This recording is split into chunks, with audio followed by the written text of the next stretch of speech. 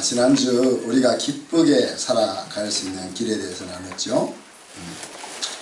하나님이 나를 기뻐하시기 때문에, 그래서 내가 하나님의 아들, 딸이라 하는 그 사실 때문에 우리는 기뻐할 수 있다 그랬고, 그 다음에 더 나아가서 구원의 기쁨이 나의 마음과 생각을 지배하도록 해야 한다.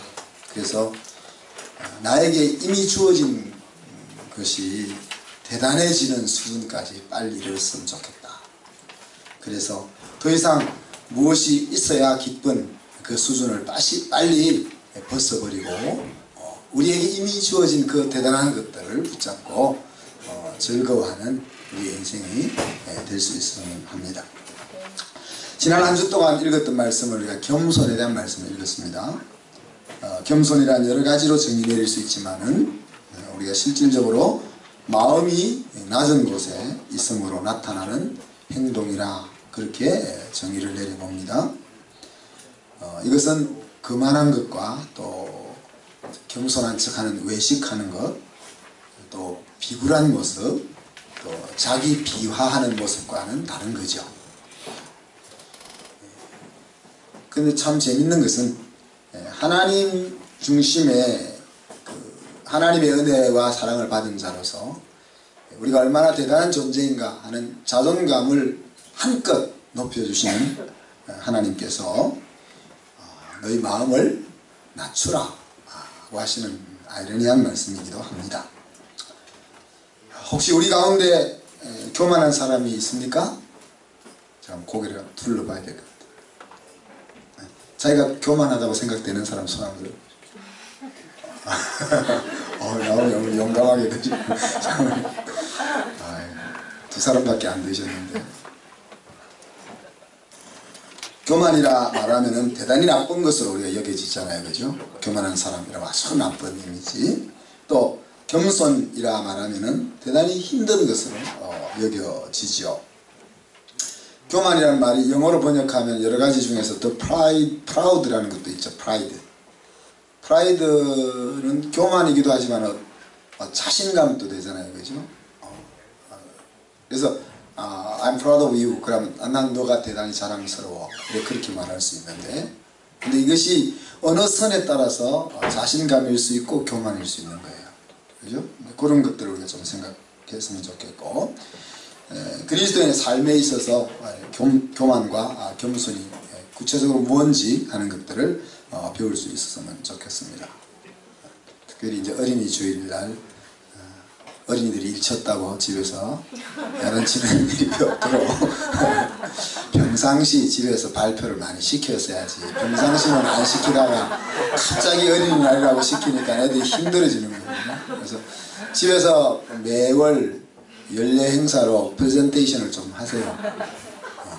기회가 많잖아요.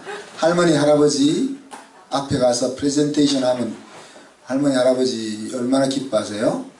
그리고 용돈도 주시잖아. 그죠?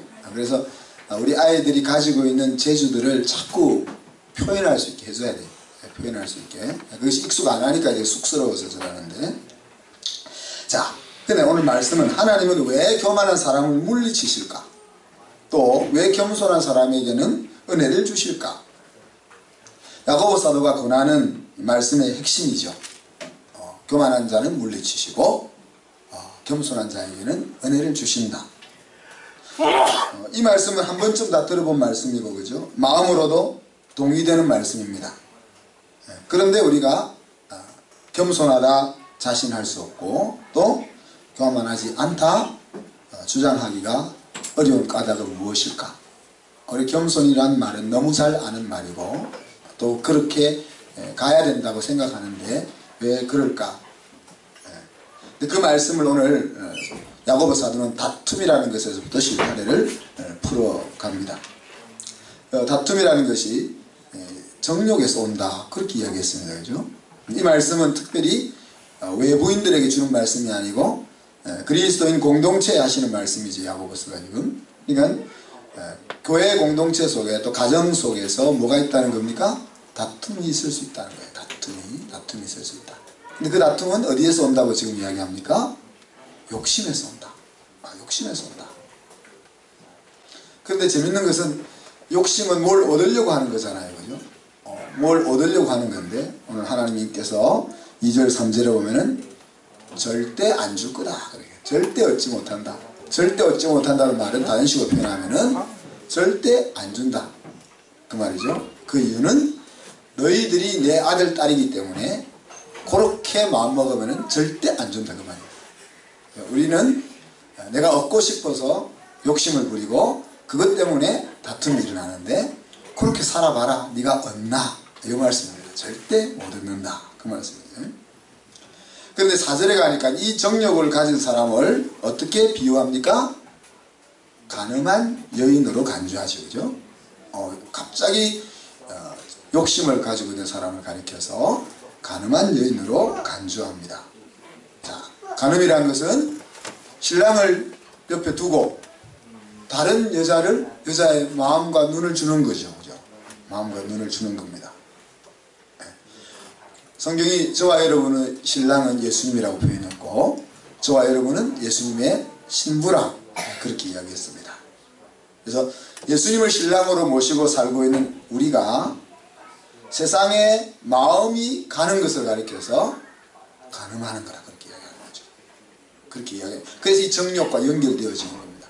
그래서 우리가 욕심을 가지고 있는 것은 세상에 마음을 주고 눈길을 주는 것과 같고 예수님이 아닌 세상에 그렇게 마음을 빼앗긴다는 것은 마치 한 아내가 자기 남편 아닌 다른 남자에게 마음을 주는 것과 같다. 그렇게 이야기합니다.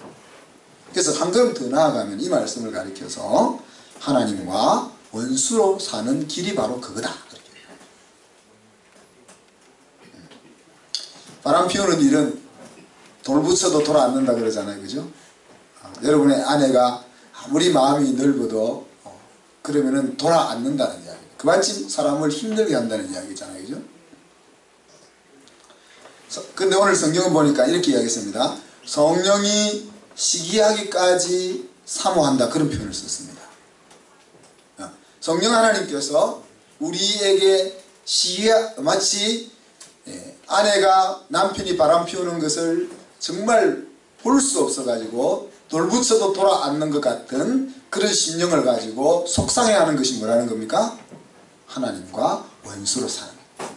하나님의 자녀들이 하나님과 원수로 사는, 욕심에 찌들려서 사는 그것 때문에 우리 속에 계신 성령 하나님께서 마치 아내를 빼앗긴 남편의 마음이 부글부글 끓는 것 같은 그런 마음을 가지고 그렇게 안 되기를 간절히 바란다. 그런 표현을 썼습니다.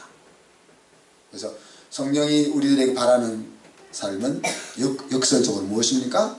하나님과 벗된 생활을 하는 것을 원하는 거죠. 그러면서 오늘 이어진 말씀이 교만과 겸손입니다. 교만한 자를 물리치시고 겸손한 자에게 은혜를 주신다는 겁니다. 이게 좀 이어집니까? 그러니까 이제 교만이라는 것이 결국 우리의 삶과 어떻게 연결되어지는지를 좀 더 풀어봅시다. 그러면서 7절로 9절까지는 그러면은 이제 우리가 겸손한 자로 사는 삶은 또 하나님과 벗된 삶은 어떻게 사는 것인지 행동 지침을 몇 가지 주는데 하나는 하나님께 순복하는 것. 하나님께 순복하는 것은 다른 식으로 표현하면 마귀를 대적하는 것. 같은 이야기라는 거죠. 그리고 마귀를 대적하면은 마귀가 피하게 하는 유일한 방법이라는 거죠. 마귀는 마귀의 공격 앞에서, 사단의 공격 앞에서 우리가 피할 것이 아니라 맞부딪혀 싸우는 것이 마귀로 하여금 도망가게 하는 길이다. 그렇게 표현을 하고 있습니다. 그래서 또 한 가지는 시대를 바라보면서 애통하라 그랬습니다. 자신을 향하여서 애통하라 그랬습니다. 무엇 때문에 애통하라는 겁니까? 앞에 우리 1절부터 5절까지 했던 말씀, 한갓 욕심을 이기지 못해서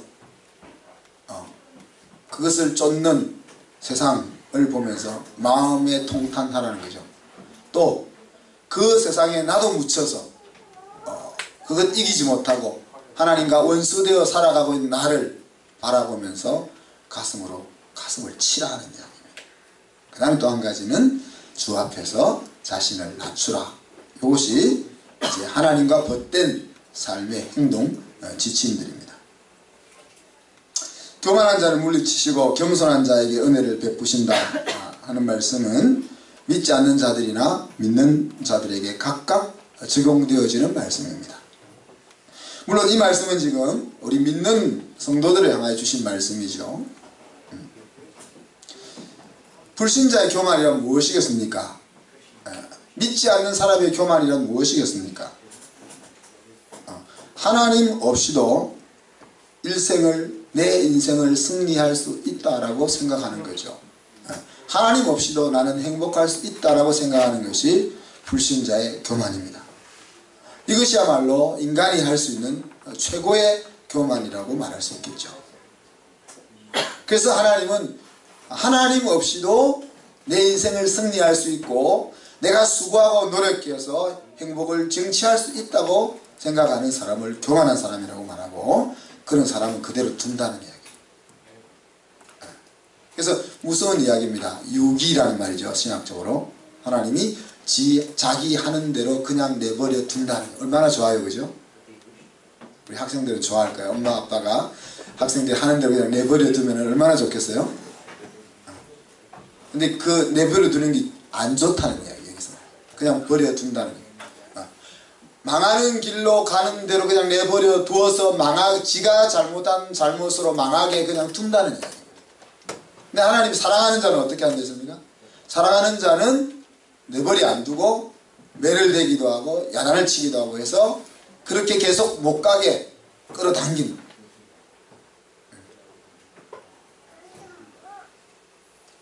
그래서 하나님 없이도 내 인생을 승리할 수 있고 성공할 수 있고 행복할 수 있다고 생각하는 사람은 그렇게 갈 수밖에 없는 거예요.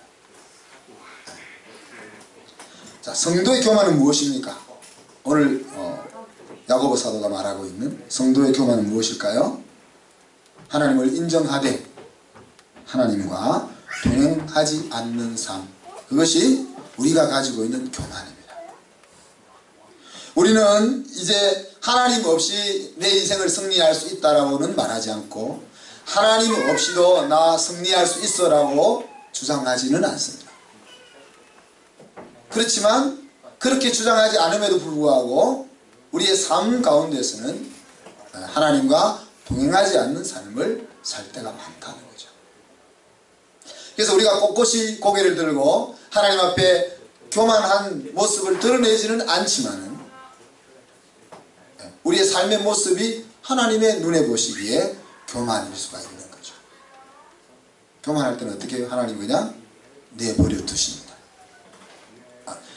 믿지 않는 자의 유기와는 다른 거지만 믿는 자녀일지라도 마음을 높은 데 두었을 때는 그냥 두시죠. 그래서 그 마음의 높은 곳에서 많은 갈등과 어려움들을 겪게 하시는 겁니다. 사람들은 왜 마음을 높은 데 두게 될까요? 여러 가지 우리 생각해 볼 수 있겠죠. 비전 때문에 마음이 높은 곳에 있습니까? 그럴 수도 있습니다. 큰 꿈을 가지고 있는 사람은 마음이 높은 데 있는 경향이 많죠.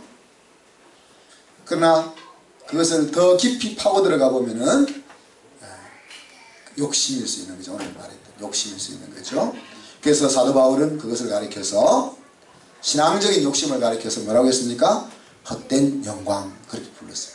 그래서 끊임없이 이야기하는 것이 헛된 영광을 위하여 격동하지 마라, 마음이 막 요동치지 마라, 그렇게 이야기합니다.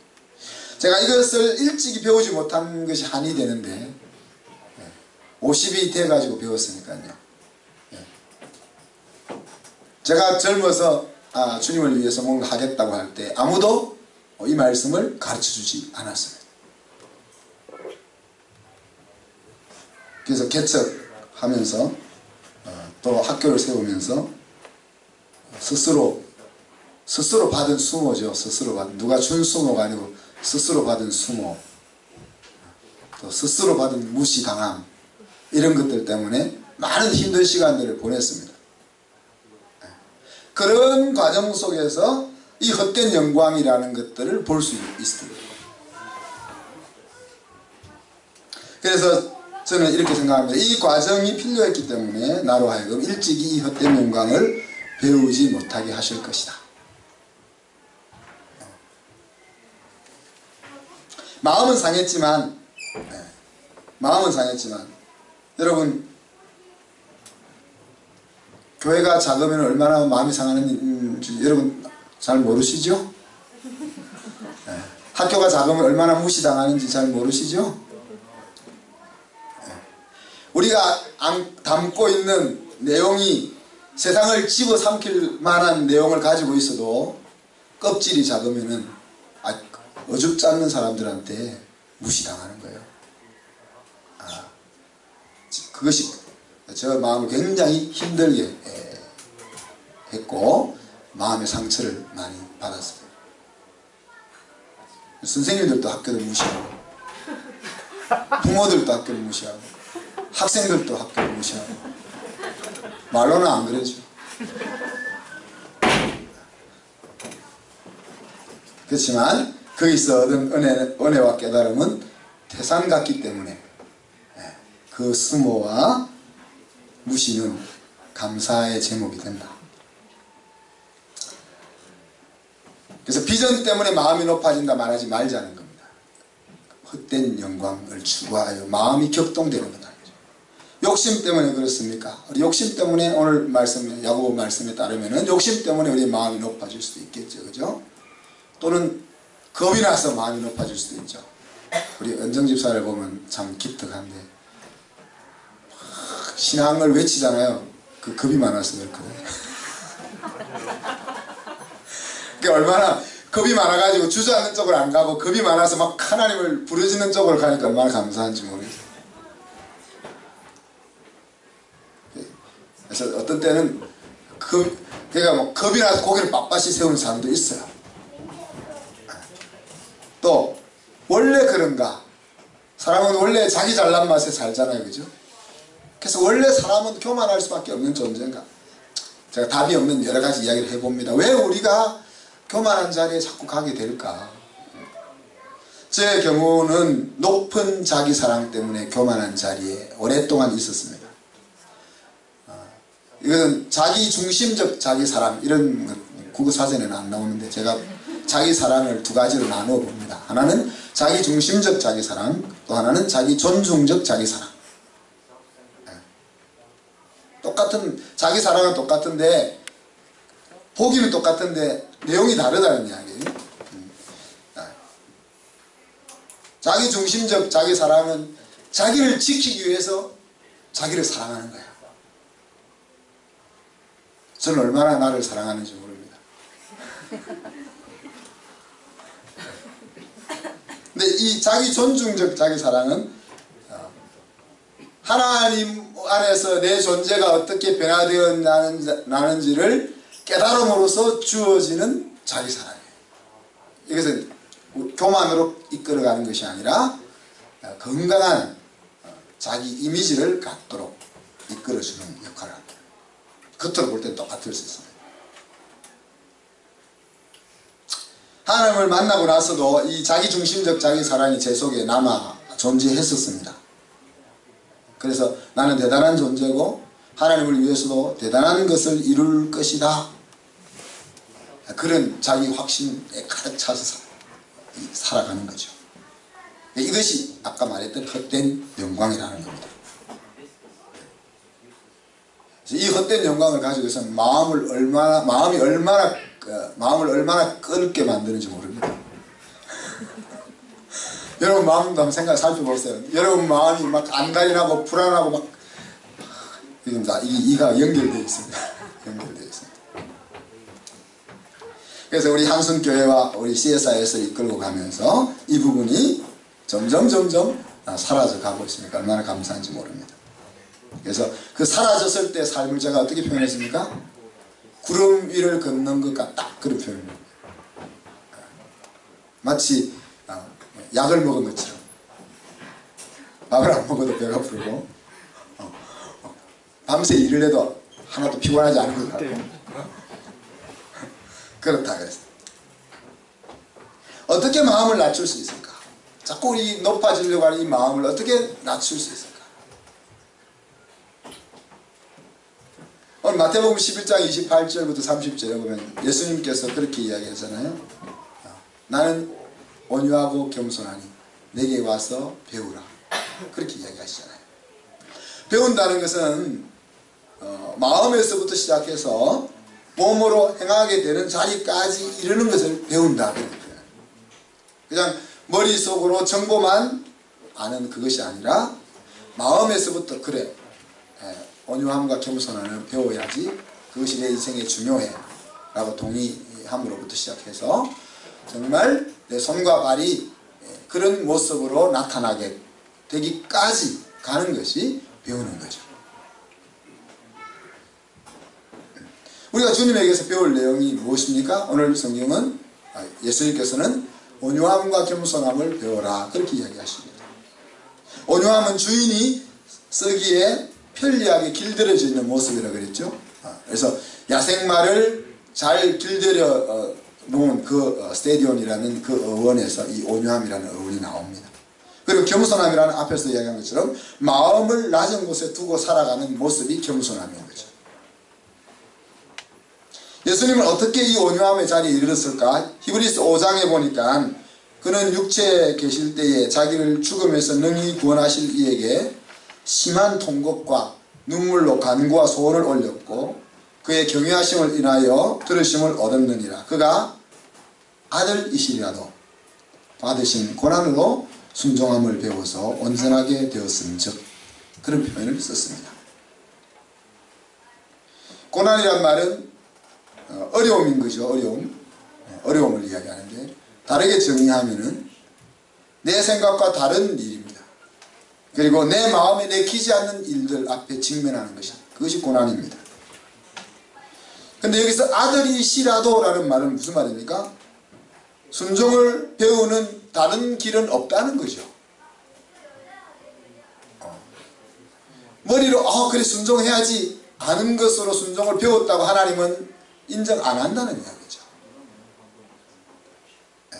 그래서 내 생각과 다른 내가 하기에 힘든 그 자리에 나아가야만 이 순종을 배울 수 있다는 거예요. 그래서 온전하게 되었다는 말은 무슨 말입니까? 온유하고 겸손하신 그 예수님의 모습까지 나타나게 되었다는 거죠. 예수님은 나는 온유하고 겸손하니라는 말은 나는 태생적으로 내 품성이 온유하고 겸손하다 그런 말이잖아요. 그죠? 태생적으로 온유하고 겸손하셨지만 무엇입니까? 고난이라는 삶을 통과하면서 그 태생적인 품성을 완성시켰다는 거예요. 우리 학교에 다니고 있는 대부분의 아이들은 부족한 것이 없이 자라는 아이들입니다. 그래서 제가 이들에게 줄 수 있는 사랑은 뭐겠습니까? 가능하면 고난을 경험하게 해주는 거예요. 제가 줄 수 있는 사랑은 그겁니다. 저 집에서는 받을 수가 없으니까. 선생님들이 힘들어서 그걸 많이 못하는데, 그래서 이번 우리 선교 봉사 가서도 아이들이 평생 하지 못했던 어려움을 경험해 보는 거죠. 자, 오늘 아들이시라도 고난을 통해서 순종함을 배워서 온전하게 이르렀다고 말씀하셨다면은 피해갈 사람은 없다는 이야기입니다. 그러니 덜 고난받는 방법은 스스로 알아서 먼저 기는 방법입니다. 내가 그 힘든 자리, 내가 하기 싫은 자리, 내가 어려워하는 그 자리를 미리 겪어봄으로써 하나님이 그 훈련의 자리로 나를 몰아넣을 이유가 없게 만들어버리면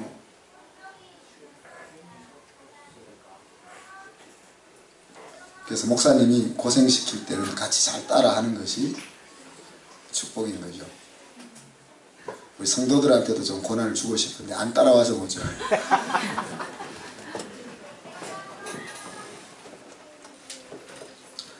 예수님의 낮추심은 뭐 어떻습니까? 빌립보서 2장에 보니까 너희는 예수의 마음을 배우라 그랬잖아요. 예수님의 마음을 배우라 했는데 예수님은 하나님과 동일하시지만 하나님과 동일하다는 생각조차 갖지 않았다 그렇게 얘기했습니다. 하나님이시지만 하나님으로서의 모든 힘과 권한을 사용할 생각조차 안 했다. 여러분, 힘이 없는 사람은 힘을 안 쓰기가 쉬워요. 그냥 가만히 있으면 힘을 안 쓰니까. 쓰려고 해도 힘이 안 써지니까. 힘이 있는 사람이 힘을 안 쓰는 것은 얼마나 힘든지 모릅니다. 하나님으로서 하나님의 능력을 사용하지 않는 것이 얼마나 힘들겠어요. 그죠? 사탄이 예수님을 끌어다가 산꼭대기에 올려놓고 말이지, 야, 저 밑에 뛰어내려봐. 실제 예수님이 뛰어내리면은 하나님인데 죽겠어요? 안 죽지? 그래, 너 자리 이렇게 뛰어내려 버릴 수 있잖아요. 그죠? 돌을 가지고 빵을 만들 수 있잖아요. 실제 만들 수 있는 분이니까. 근데 만들 수 있는데 안 만들고 뛰어내릴 수 있는데 안 뛰어내리는 거죠. 그게 힘들다는 이야기입니다. 근데 예수님이 그렇게 마음부터 자기가 가지고 있는 그 자리를 쓰려고 하는 마음부터 안 가졌다는 거예요. 그리고 둘째는 더 나아가서 오히려 종의 형체를 가져 사람과 같이 되셨으며, 여러분 옆 사람을 한번 보십시오. 종처럼 보입니까? 멋있어 보이지 않습니까? 그죠? 우리가 보면 멋있는데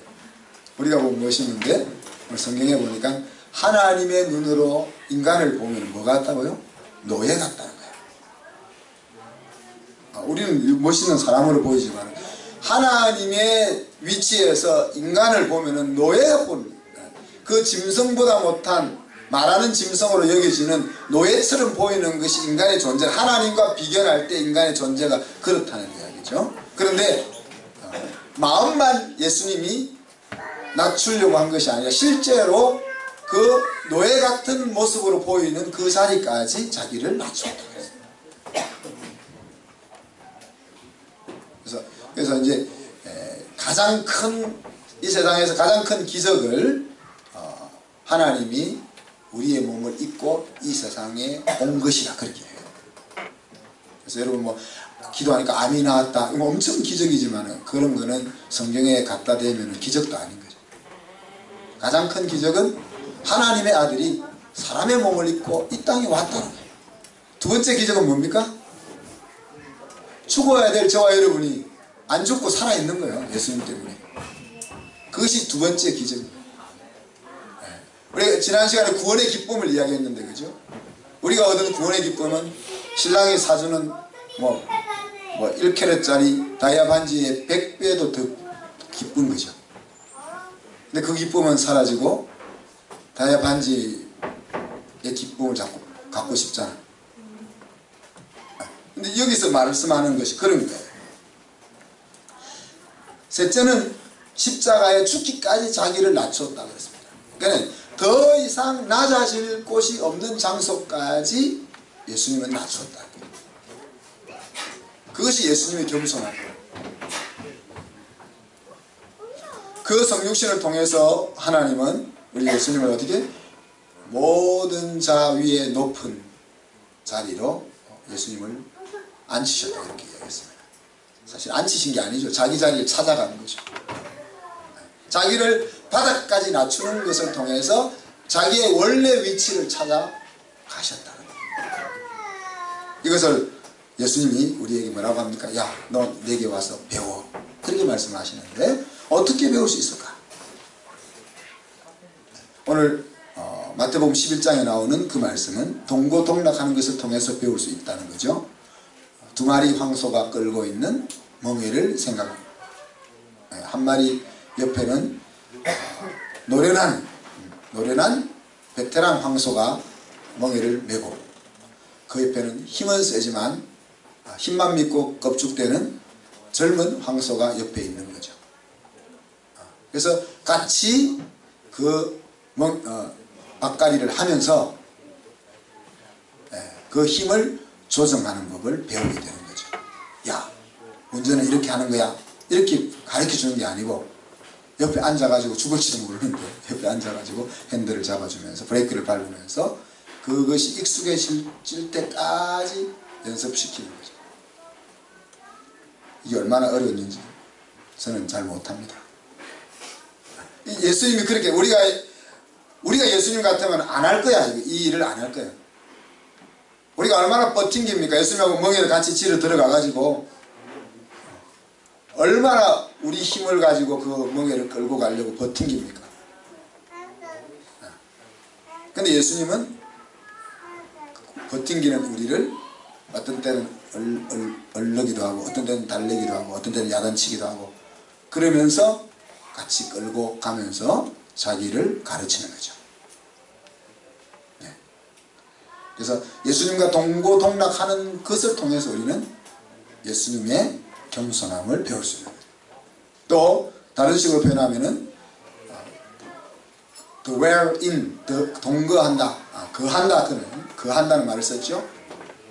그것은 한 텐트 속에 서로 발을 비비면서 같이 살아가는 것입니다. 이제 우리 큰딸이 이번 달에 오는데 이제 대학생이라고 대학을 졸업했다고 이제 방을 하나 줘야 된다고 우리 사람이 그러는 거예요. 나는 같이 있으면 안 되냐 그래. 딱 지방에 들어가서 문 닫으면 독립되는 그런 삶이 아니고 쉐어하는 거예요. 쉐어. 방을 같이 쉐어하는 거예요. 쉐어하는 게 얼마나 힘듭니까? 전 부산에 있을 때 사랑방을 만들어 봤기 때문에 힘든 줄 알아요. 음식 못하는 사람하고 같이 사랑방을 하려니까 내가 제대로 먹으려면 내가 음식을 해야지 어떡하겠어. 순서대로 돌아가면은 나도 엉망이 되는 음식을 먹으니까 청소 못하는 사람하고 같이 사니까 어떻게 해. 내가 돼지우리 같은데 안 살려면 내가 치워야지 어떡하겠어. 쉐어한다는 것은 쉬운 일은 아니에요. 그런데 주님과 쉐어하기를 원하는 거죠. 각 방을 쓰는 게 아니라 쉐어하는 것을 통해서 주님의 겸손을 배운다는 거예요. 또 로마서에 보면은 성령의 사람은 성령의 생각으로 그렇게 표현을 했습니다. 오늘 야고보 사도는 하나님을 가까이 함으로 그런 표현을 썼죠. 하나님을 가까이 하는 것을 통해서 예수님을 가까이 하는 것을 통해서 우리가 겸손을 배우는 거죠. 그 가까이 한다는 말은 그 사람의 생각으로 마음이 사로잡혀 있는 것을 연애할 때 금방 만나서 헤어져 놓고는 뭘 또 보고 싶다고 전화를 그렇게 하는지 그죠. 전화하는 내용 들어보면 아무것도 쓸만한 내용이 하나도 없는 거예요. 그게 마음이 담겨 있다는 거예요.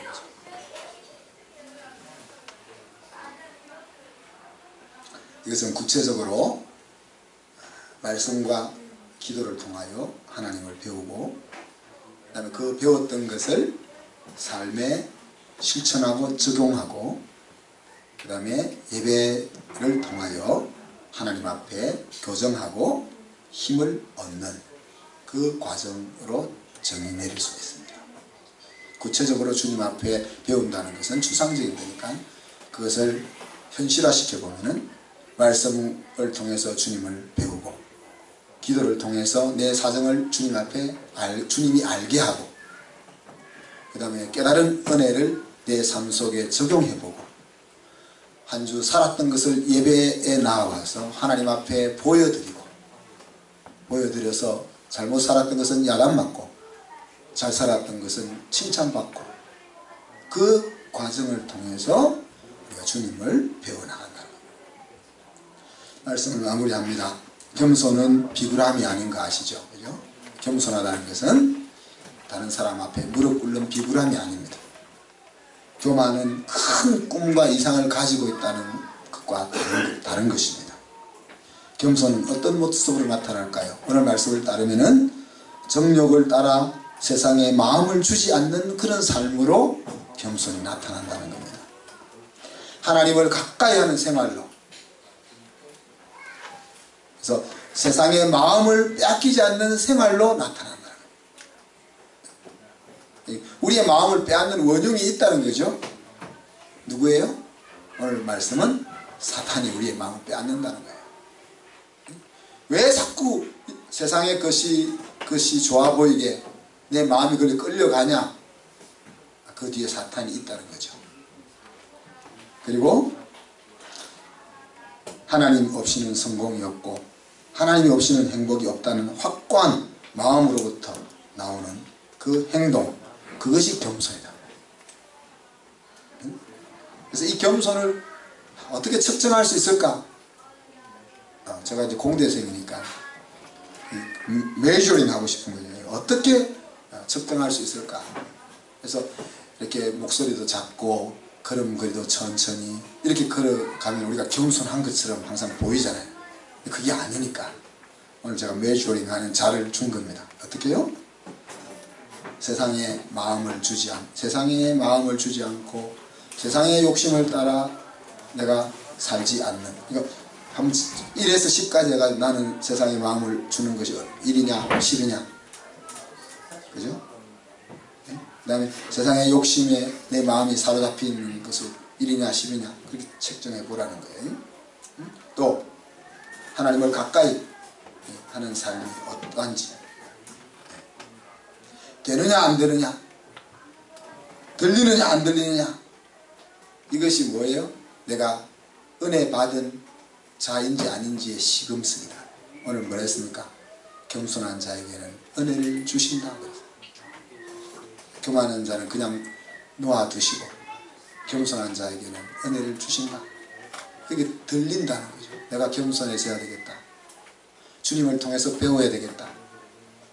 그것이 들리고 그렇게 몸과 마음을 움직이고자 하는 마음이 먹어지는 자는 겸손함으로 은혜 속에 들어가고 있는 자고, 그것이 안 들리고 그냥 계속 그대로 세상의 욕심에 따라 가고 싶은 마음이 있는 자는 마음이 높아서 은혜 속에 없는 자라는 거예요.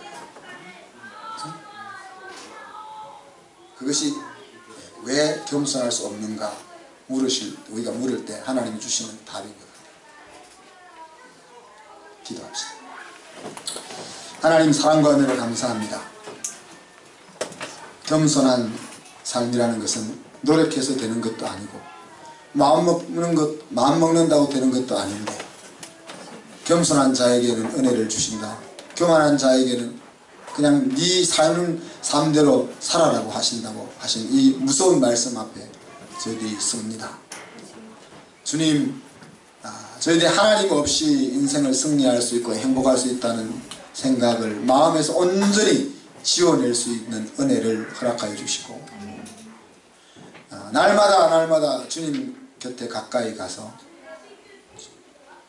주님의 겸손을 배울 수 있는 저희들이 되게 하여 주시고, 우리가 예수 그리스도를 통하여 또 하나님의 은혜를 통하여 충만하여 줘서 우리의 마음이 낮은 곳에 놓여져서 더 이상 나에게 무엇이 있어야만 기쁘고 즐겁고 행복하고 그런 생각들이 사라진 인생이 되게 하여 주시옵소서. 감사드리며 예수님 이름으로 기도하옵나이다. 아멘.